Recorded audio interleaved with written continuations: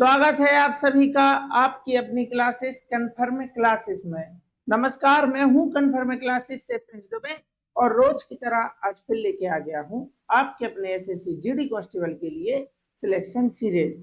तो दोस्तों, आज से हमारी क्लास और भी खास होने वाली है। अब आप पूछेंगे कि क्यों सर, क्या है आज की क्लास में खास? तो अब आज से आपको हर क्लास में एक क्वेश्चन मिलेगा जो आपका होमवर्क रहेगा। तो अगर आपसे आता है तो आपको उसका आंसर कमेंट में कमेंट में बताना ही है, और जिन बच्चों से नहीं आता है तो उसका अगली क्लास में आपको सॉल्यूशन मिल जाएगा। तो ऐसा तो होगा नहीं कि बच्चों से ना बने, लेकिन अगर फिर भी ऐसा हो जाता है, कोई भी डाउट रह जाता है, तो अगली क्लास में वो क्लियर हो जाएगा। तो 12 क्वेश्चन जैसे मैं डेली करता था तो वो आज भी करूंगा, लेकिन एक क्वेश्चन आपको अब मिलेगा होमवर्क के लिए। तो बस क्लास में बने रहिए, किसी भी क्वेश्चन को स्किप नहीं करना है। सारे क्वेश्चन आपके लिए बहुत ही ज्यादा काम के होने वाले हैं, बहुत ही ज्यादा फायदेमंद होने वाले हैं। तो चलिए इसी के साथ देखते हैं कि आज का पहला क्वेश्चन क्या होने वाला है। चलिए, ये रहा हमारा आज का पहला क्वेश्चन। एक ट्रेन 266 मीटर लंबे एक पुल को पार करने में 67 सेकंड लेती है। यदि समान ट्रेन एक बोर्ड को पार करने में 29 सेकंड लेती है, तब ट्रेन की लंबाई ज्ञात कीजिए। तो ट्रेन तो एक ही है, उसने बताया है कि समान ट्रेन। अब ट्रेन की लंबाई तो हमें नहीं मालूम, बस इतना मालूम है कि एक बार ट्रेन ने पार किया है 266 मीटर लंबे पुल को। कितने सेकंड में? 67 सेकंड में। एक साइड आप समय लिख सकते हैं, आप बोल सकते हैं कि 67 सेकंड में ट्रेन ने पार किया है। किसको पार किया है? डायरेक्ट लिख दीजिए 266 मीटर लंबे पुल को। अब ट्रेन की लंबाई क्या है हमें नहीं मालूम, बस हमें इतना मालूम है कि ट्रेन की लंबाई दोनों ही स्थिति में क्या है? समान है। तो जो ट्रेन यहाँ है वही ट्रेन अगली कंडीशन में है, और समान ट्रेन मतलब वही ट्रेन ने एक बोर्ड को पार किया है। बोर्ड को पार किया मतलब सिर्फ और सिर्फ खुद की लंबाई, बोर्ड की कोई लंबाई नहीं होती। तो हम जिसको पार कर रहे हैं सिर्फ यहाँ उसी की लंबाई लिखते हैं। अगर पुल को पार कर रहे हैं तो पुल की लंबाई लिख देंगे, क्योंकि ट्रेन की लंबाई तो हमें मालूम ही नहीं है, वही हमें बताना है। लेकिन हमें इतना मालूम है कि 67 सेकंड में 266 मीटर लंबे एक पुल को पार किया है। उसके बाद 29 सेकंड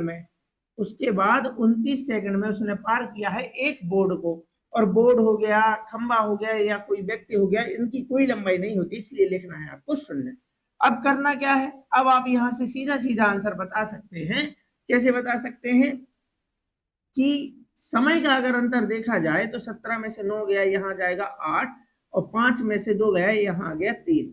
यानी कि इन 38 सेकंड के अंतर की वजह से यहाँ जो दूरी में अंतर आया है, तो बोर्ड की तो कोई लंबाई थी नहीं, तो 266 मीटर और 0 मीटर का अगर अंतर लिखेंगे तो यहाँ 266 मीटर ही आएगा। तो हम कह सकते हैं कि जब 38 सेकंड का अंतर आया है समय में, तो 266 मीटर का अंतर आया है। तो पहले निकालनी होती है चाल। तो यही तो चाल है, 38 सेकंड में 266 मीटर। तो एक सेकंड में कितना? जब एक की वैल्यू निकालते हैं तब कराते हैं भाग। 266 बटे 38, 38 से भाग करा दिया। तो यही तो चाल है। ये मीटर हो गया, ये सेकंड हो गया, ये अपना प्रति है। 266 मीटर मतलब मीटर प्रति सेकंड में बदलना है तो मीटर प्रति सेकंड ही तो चाल होती है। कटता है, काट दो यहाँ से। 19 दूनी हो गया अपना 38, 19 से जाएगा, देखो 19 से कम 19 बच गया। कितना बच गया यहाँ पे? 7, 19 चौके 76, 2 से जाएगा 2, 7 14। चाल आ गई 7 मीटर प्रति सेकंड। तो ये तो चाल है। क्या किसी ने हमसे चाल पूछी है? नहीं, हमसे पूछी है ट्रेन की लंबाई। तो ट्रेन की लंबाई आप 67 सेकंड ट्रेन को दौड़ा के भी निकाल सकते हैं। बस उसमें से आपको 266 मीटर लंबे पुल को घटाना होगा, क्योंकि जब ट्रेन किसी पुल को पार करती है तो ट्रेन अपनी लंबाई और उस पुल की लंबाई के बराबर चलती है। लेकिन अगर वो बोर्ड को पार कर रही है, किसी खंबे को पार कर रही है, तो वो सिर्फ और सिर्फ खुद की लंबाई के बराबर चलेगी। यानी कि हम कह सकते हैं कि ट्रेन एक सेकंड में 7 मीटर जा रही है। मीटर प्रति सेकंड मतलब एक सेकंड में 7 मीटर। तो फिर 29 सेकंड में कितना जाएगी? 29 सेकंड में कितना जाएगी? गुणा 29 करा दो। एक की वैल्यू मालूम है, ज्यादा की वैल्यू निकालना है, गुणा करा दो। 7 नाम 63, यूनिट डिजिट पे 3 आएगा, एक ही ऑप्शन में 3 है, यही हमारा आंसर हो जाएगा। और जिनको फुल आंसर चाहिए वो गुणा करा दो। 7 नाम 63, यहाँ गया 6, 7 दूनी 14 और 6 हो गया 20। आंसर है 203 मीटर। ठीक है ना? चलिए, किसी वस्तु को 2500 रुपए में बेचने पर अर्जित लाभ वस्तु को 1234 रुपए में बेचने पर हुई हानि से 11% अधिक। वस्तु एक ही है, जब एक ही वस्तु है तो क्रय मूल्य एक ही होगा, मैंने लिख लिया ये वस्तु का क्रय मूल्य है। अगर मैं वस्तु को 2500 रुपए में बेचता हूं तो होता है मुझे लाभ, ऐसा क्वेश्चन में दिया है। और वस्तु को 1234 रुपए में अगर बेचा जाता है, 1234 रुपए में बेचा जाता है तो हो जाती है हानि। क्रय मूल्य से कम पर बेचोगे तो हानि हो जाती है, इसलिए मैंने पीछे लिखा। क्रय मूल्य से ज्यादा पर बेचोगे तब होता है लाभ, इसलिए मैंने आगे लिख दिया। तो उसने बताया है कि रुपए में बेचने पर हुई हानि से 11% अधिक है। क्या लाभ के बारे में बात चल रही है कि ये जो लाभ है उसी वस्तु को इतने रुपए में बेचने से हुई हानि से 11% अधिक है। तो यानी कि अगर उसे 100% की हानि होती है तो इससे 11% ये हानि है, यानी कि लॉस यहां लिखेंगे, यहां लिख लेंगे प्रॉफिट। अगर 100% हानि है, मतलब 100 रुपए की हानि है, तो 100 से 11% अधिक, 100 से 11% अधिक यानी कि 111% क्या है, लाभ है। 100 से 11 तो 100 का 11% 11 होगा, अधिक बोला है इसलिए अधिक कर दो, हो गया 111। तो अगर ये 100 था तो ये 111 है, प्रतिशत में 100 मान के आप कर सकते हैं। अब क्या करना है, अब आपको क्या करना है कि यहां से लेके यहां तक का आपको डिफरेंस निकाल लेना है वैल्यू में। ये तो अनुपात आ गया हमारा। अगर आप चाहें तो 11% की अगर हम भिन्न बनाते तो 11/100 ही तो आता, यानी कि किससे, उसने कहा ना हानि से, तो नीचे वाली संख्या है हानि, इससे 11 अधिक है तो 100 से 11 अधिक 111। यहां से यहां तक का अगर अंतर देखेंगे तो 2500 में से 1200 गया, बच गया 1300। 1300 में से 34 और चला जाएगा तो आ जाएगा अपना 1266, यानी कि यहां से यहां तक का वैल्यू का अंतर है 1266।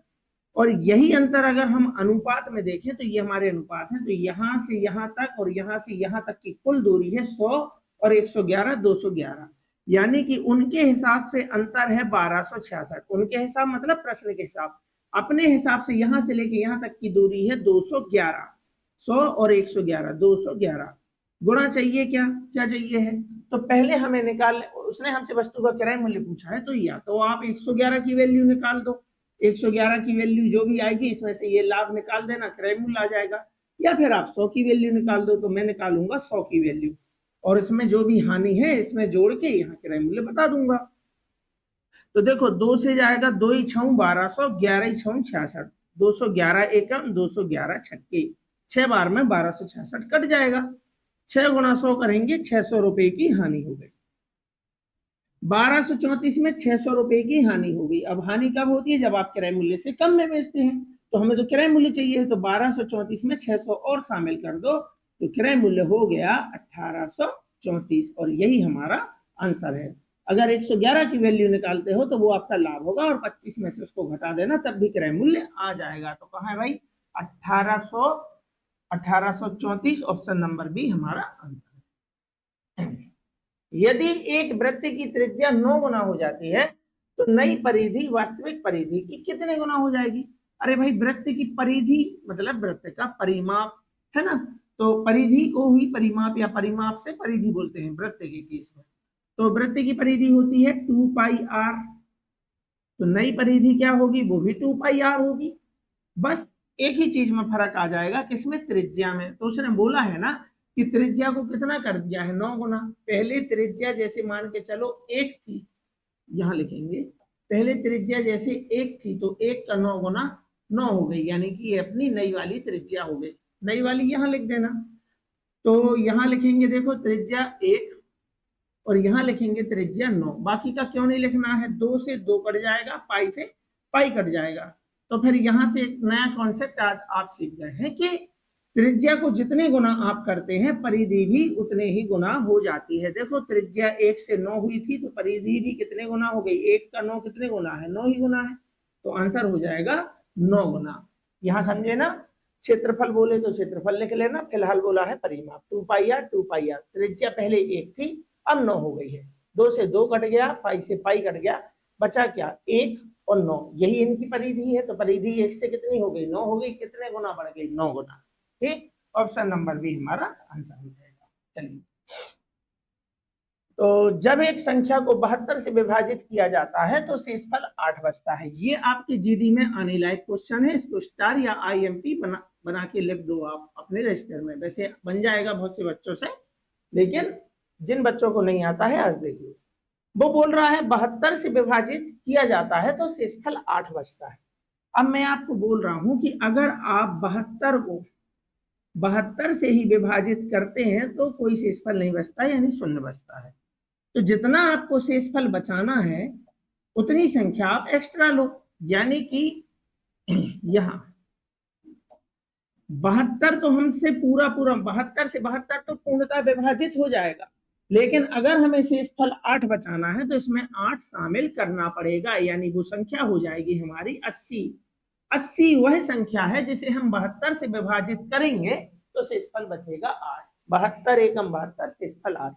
वो बोल रहा है जब समान संख्या को, मतलब 80 को 9 से विभाजित किया जाता है तो शेषफल क्या बचता है भाई, विभाजित करके देख लो। 9 से गया 9, 8 72, तो 8 72, और शेषफल क्या बचा, शेषफल क्या बचा, तो शेषफल 8 बार तो भाग गया है, शेषफल बचा है 80 में से 72 गया, शेषफल बच गया 8। तो ये था आपका क्वेश्चन, ऑप्शन नंबर सी आपका आंसर हो जाएगा। तो संख्या कैसे बनाते हैं, ऐसे बनाते हैं जैसे मैंने अभी बनाई है। 72 से 72 पूर्णतः विभाजित है, शेषफल बचाना है तो जितना शेषफल बचाना है वो शामिल कर दो, आपकी संख्या रेडी है। आ गई ना संख्या। अब इस 80 को 9 से विभाजित करोगे तो शेषफल बताना था। बहुत आसान क्वेश्चन है, आरपीएफ ऐसा ही 2024 का है। चलिए सरलीकृत कीजिए, तो कुछ नहीं करना है, भाग करना है। जिन बच्चों को आता है वो ट्राई कर सकते हैं। चलिए जिन्हें आता है वो वीडियो को रोक के कमेंट में इसका आंसर जरूर बताएं।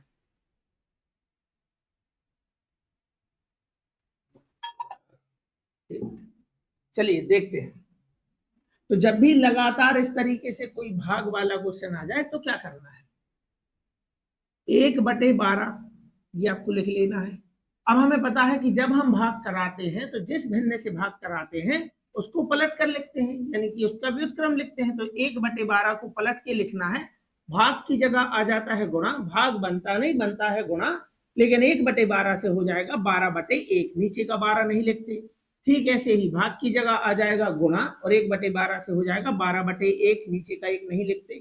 ठीक ऐसे ही यहाँ भाग के बदले आ जाएगा गुणा 12/1 से, मतलब 1/12 से 12/1, नीचे का 1 नहीं लिखना है, यहाँ भी गुणा आ जाएगा इसके बदले, और यहाँ आ जाएगा 12, और 12 से 12 कट जाएगा, हमें लिखना है 12 का घन, यानी कि 1728 हमारा क्या हो जाएगा, आंसर हो जाएगा। 12 का घन, 12 गुणा 12 गुणा 12 करोगे 1728 अपना आंसर हो जाएगा। ठीक है ना। यूनिट डिजिट से देख सकते हैं, 2 दूनी 4, 4 दूनी 8, इकाई अंक पर 8 होगा। ये हमारा हो नहीं सकता है ना, क्योंकि आपको 12 का घन याद भी होना चाहिए। तो आंसर है 1728। चलिए एक व्यक्ति 24 किलोमीटर प्रति घंटे, 36 किलोमीटर प्रति घंटे और 72 किलोमीटर प्रति घंटे की गति से एक समबाहु त्रिभुज की सतह पर यात्रा करता है।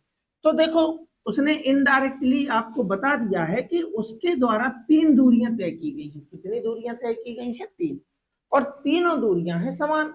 तो मैं आपको कई बार सिखा चुका हूं कि जब आप कई हिस्सों में दूरियों को तय करते हैं, ध्यान से सुनेंगे बात को, जब आप कई हिस्सों में दूरियों को तय करते हैं और उसके द्वारा जितने भी हिस्से तय किए गए हैं अगर वो सभी हिस्से समान हैं तो क्वेश्चन में अगर दूरी दी भी है तो वो अपने काम की है नहीं, आप एलसीएम मेथड के साथ जा सकते हैं, जैसे हम कार्य समय के का कॉन्सेप्ट करते हैं, ठीक वैसे ही। तो उसने बताया है कि समबाहु त्रिभुज, ये हो गया अपना समबाहु त्रिभुज, है ना, थोड़ा छोटा बना दिया चलेगा, लेकिन इतनी इतनी गति से एक समबाहु त्रिभुज की सतह पर यात्रा करते हैं। एक सतह पर, इस सतह पर यात्रा की 24 की चाल से, इस सतह पर यात्रा की 36 की चाल से, इस पर यात्रा की 72 की चाल से।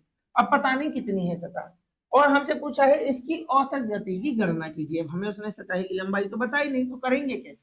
तो सबसे पहले आपको ये क्लियर करना है क्या ये तीनों दूरियां समान है। तो उसने बोला ही है समबाहु त्रिभुज, समबाहु, सम मतलब समान, बाहु मतलब भुजा, जिसकी सभी भुजाएं समान होती हैं वो समबाहु त्रिभुज होता है।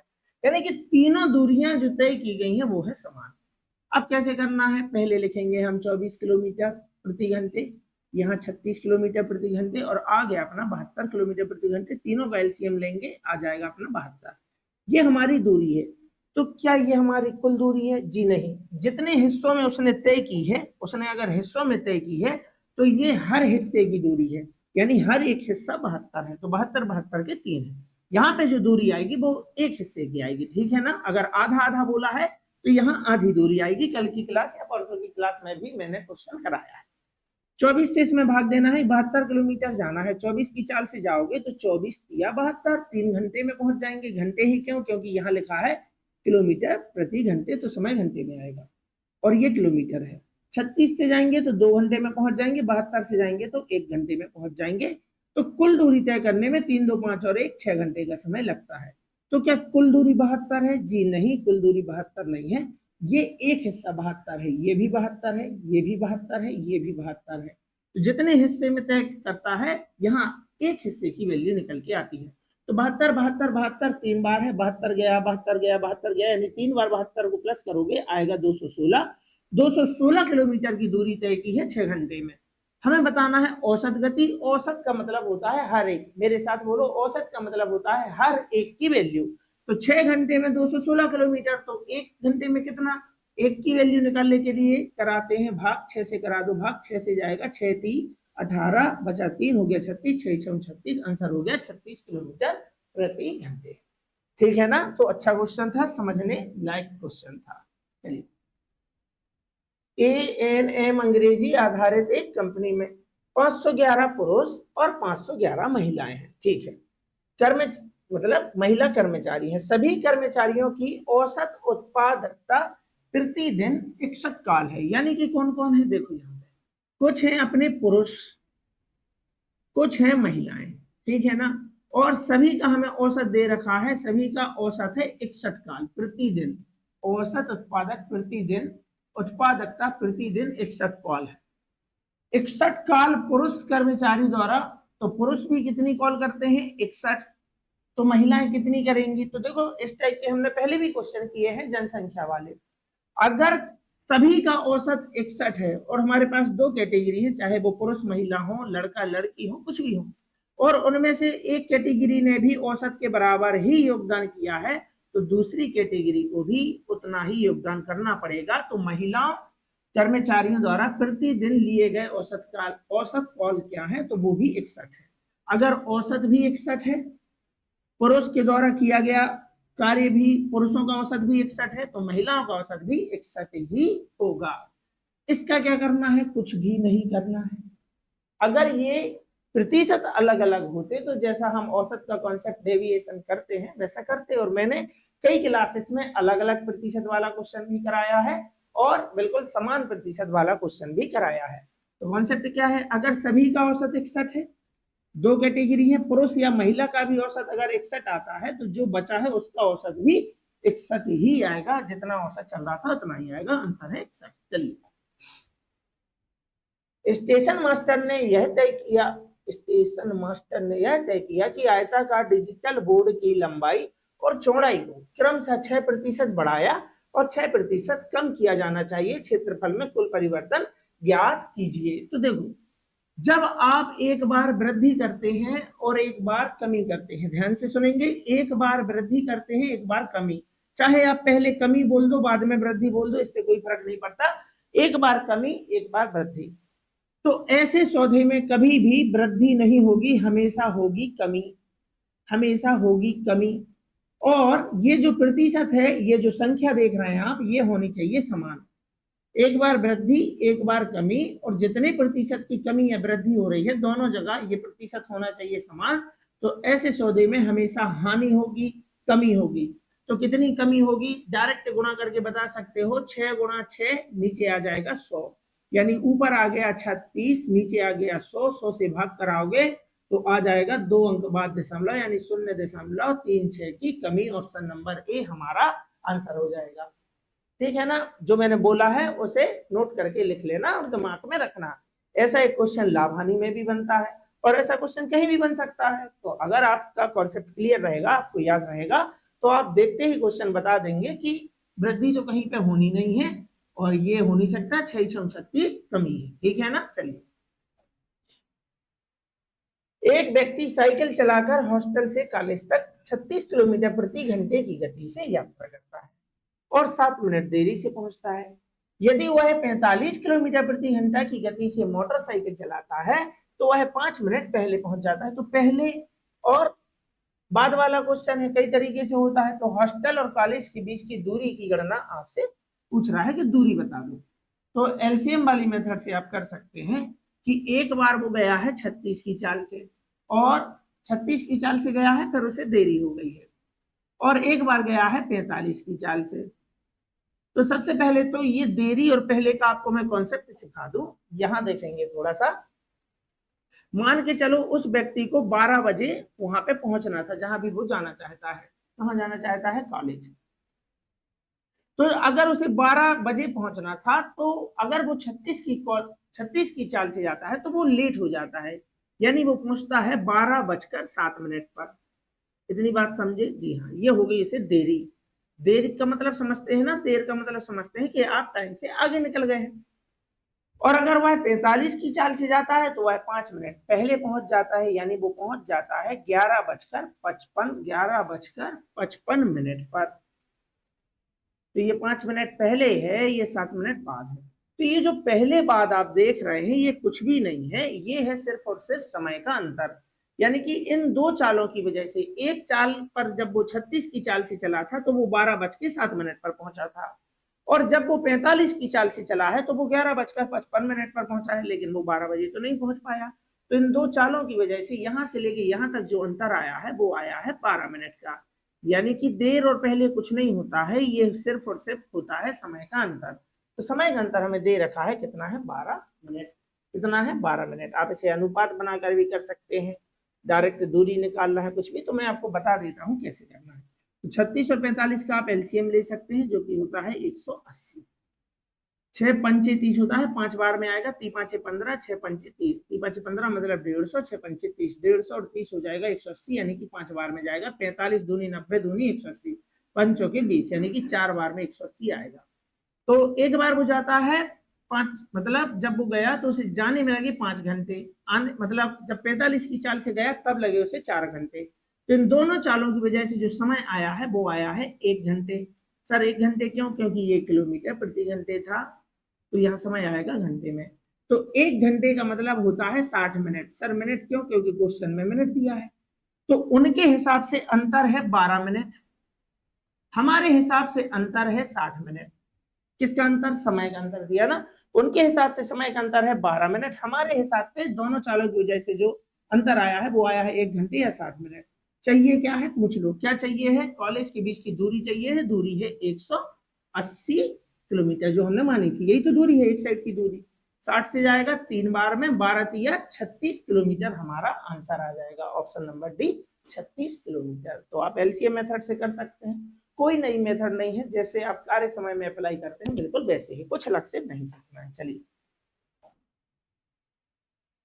एक धनराशि पर 2 वर्षों में प्राप्त चक्रवृद्धि ब्याज और साधारण ब्याज की राशि के बीच का अंतर 44 है। तो 2 वर्षों का सीआई माइनस एसआई दिया है, और ब्याज की दर है 4%। सबसे पहले 4% की बनाएंगे भिन्न, मतलब होता है 1/25।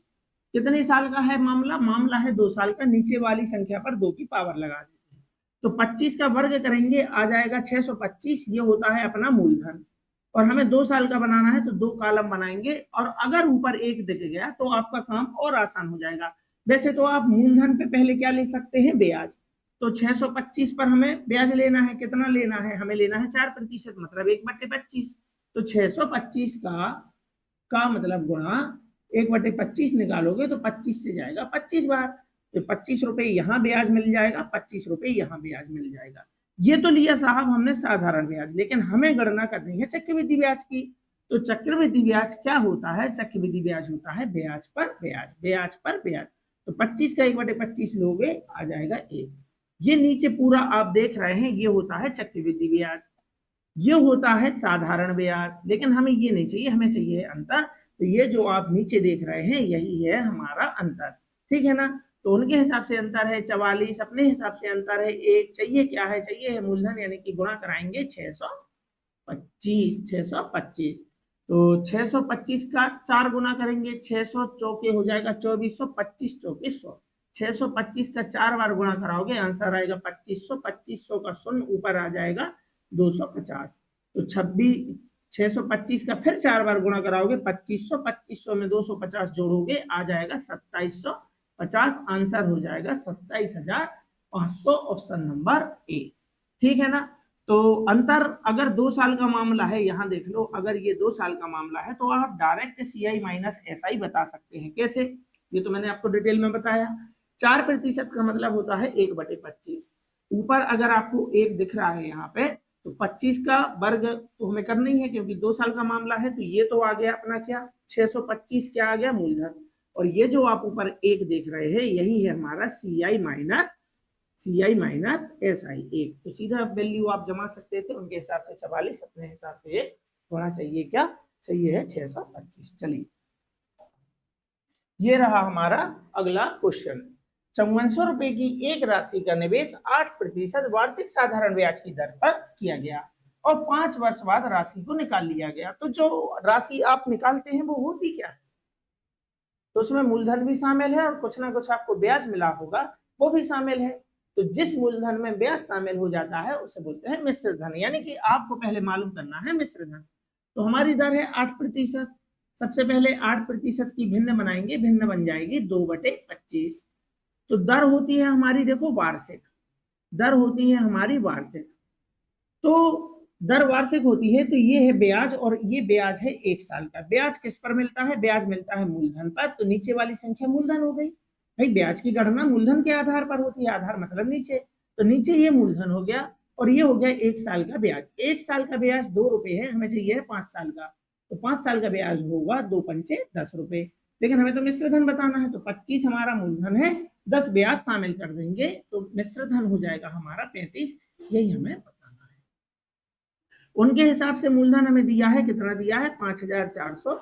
अपने हिसाब से मूलधन दिया है 25 गुना, चाहिए क्या, चाहिए है हमें मिश्र धन, जो राशि हमें निकालना है। तो राशि जो हम निकालते हैं बैंक से, जिसमें ब्याज भी शामिल हो जाता है, वो अपना मिश्र धन है। यहाँ 35 आएगा, 5 से जाएगा 55, 25, 5 7 35, 5 से जाएगा 5 एकम 5, 4 में भाग नहीं जा रहा, शून्य लगाएंगे, 5 अट्ठे 40, शून्य का शून्य, इसका करा देंगे यहाँ पे गुणा। तो 7 शून्य शून्य, 7 8 56, 5 आ गया, 7 शून्य शून्य, 5 का 5 आ जाएगा, 7 का 7। तो 7560 रुपए राशि हमें प्राप्त होगी। ये हमारा आंसर नहीं है।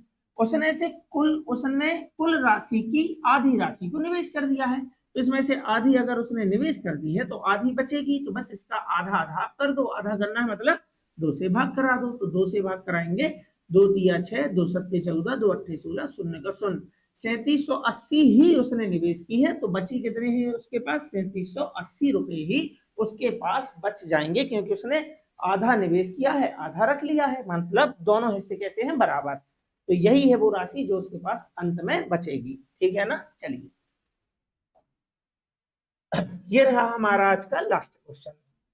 तो 14,136 रुपए को ए, बी और सी के बीच इस प्रकार विभाजित कीजिए कि ए के हिस्से का 2 गुना। तो ए के हिस्से का 2 गुना मतलब ए गुणा 2।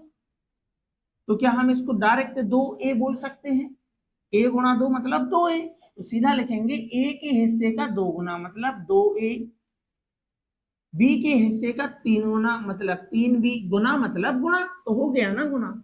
c के हिस्से का 5 गुना, तो c का 5 गुना, यानी कि अपन लिख सकते हैं 5c।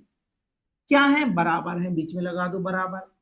अब अगर आपको कुछ याद आ रहा हो, अगर आपने वो रील देखी होगी जिसमें मैंने इस टाइप का क्वेश्चन सॉल्व कराया है, जहां हमने डायरेक्ट अनुपात बनाया था। तो अनुपात कैसे बनाते हैं, कैसे बनाते हैं अनुपात, आप डायरेक्ट अनुपात बता सकते हो किसका, ए, बी और सी का। जिसका अनुपात चाहिए है, अगर ये आपस में बराबर है तो जिसका अनुपात चाहिए है उसको छोड़ दो, बाकी का गुणा करा दो। 5 दिया हो गया, देखो 15, इसको छोड़ दो। बी का अनुपात चाहिए है, बी वाली वैल्यू छोड़ दो, 5 दूनी 10। सी वाली वैल्यू चाहिए है, सी को छोड़ दो, यहाँ आ जाएगा 3 दूनी 6। तो ये इनके रेशियो आ गए। अगर आपस में कटते हैं तो काट दो, नहीं कटते हैं तो छोड़ दो। तो 10 और 15 25 और 6 हो गया अपना, कितना हो गया, 21। ठीक, अब हमें क्या चाहिए है, तो हमें चाहिए है सी का हिस्सा।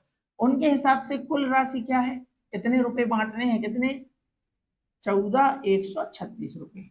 हमारे हिसाब से कुल कितने रुपए बांटने हैं, 21। गुणा चाहिए क्या है, तो हमें क्या चाहिए है, हमें चाहिए है सी का हिस्सा। सी का हिस्सा है 6। तो हमारा आंसर जो भी होगा वो 6 का गुणज होगा। हमारा आंसर जो भी होगा वो 6 का गुणज होगा। अगर आपको 21 का पहाड़ा नहीं पढ़ना है तो 6 से कौन सी संख्याएं कटती हैं, 6 से वे संख्याएं कटती हैं जो 2 और 3 से कटती हैं। तो ये तो हमारा आंसर होगा नहीं, क्योंकि ये 2 से नहीं कटता है, बाकी सभी कट रहे हैं, बाकी सभी कट रहे हैं। तो अब हमें सिर्फ 3 की विभाजिता चेक करनी है। 7 2 9 6 3 9, मतलब ये तो कट जाएगा। क्या ये कट रहा है? 5 4 9 और 6 15, ये भी कट रहा है। और 8 6 14, 14 और 3 17, ये नहीं कट रहा है। तो या तो 456 रुपए होगा या फिर 2736 रुपए होगा। तो अगर ज्यादा विभाजिता मतलब तो एक से ज्यादा ऑप्शन में लगती है, तो इतने में आप सॉल्व भी कर सकते थे। तो आप 31 से इसमें भाग कर सकते हैं। तो 30 पांचे तो 15 हो जाएगा, यानी 30 पंचे तो 150 हो जाएगा। तो 5 बार में तो देखो ज्यादा आएगा, 5 बार में ज्यादा हो जाएगा। तो आपको पहाड़ा पढ़ना है 4 बार। 31 चौके 30 चौके 12, 1 चौके 4, यानी 124 हो गया। 141 में से 124 गया, कितना हो गया? बच गया अपना 17, यहाँ आ गया 173। अब 31 पंचे करेंगे तो हो जाएगा 155। 31 पंचे 155, यहाँ 173 बचा था ना, इसमें से 155 आप निकाल दोगे, कितना बच जाएगा? यहाँ बच जाएगा अपना 18। यहाँ लिखेंगे 18, यहाँ 5 बार चला गया भाग, यहाँ आएगा 18। तो 18 के साथ में 6 लिख दोगे, ये जो बचा है हो जाएगा 186। तो 3 6 18, 1 छक्के 6, मतलब कि 6 बार में ये चला जाएगा। आंसर हो जाएगा 456 गुणा 6। तो 456 तो हमारा आंसर नहीं हो सकता, हमें 6 बार गुणा कराना है, यही हमारा आंसर होगा। जिसको गुणा कराना है करा सकता है। 6 6 36, यहाँ गया 3 6 पंचे 30 और 3 33, 3 6 चौके 24 और 3 हो गया 27, 2736 हो जाएगा हमारा आंसर। ठीक है ना? तो ये हमारे 12 क्वेश्चन हो गए, और ये रहा आपका आज का होमवर्क। ये आपके लिए होमवर्क है। इसका आंसर जो भी बच्चे बता पाते हैं, बहुत अच्छी बात है, वो बताएंगे। और कल मैं आपको ये भी बताऊंगा कि किन किन बच्चों ने इसका आंसर दिया है, ऑन स्क्रीन दिखाऊंगा मैं। तो अच्छी बात है, आपके लिए एक होमवर्क भी एक बच्चे ने मुझे सलाह दी थी कि सर होमवर्क भी दे दिया करो। मैंने कहा ठीक है।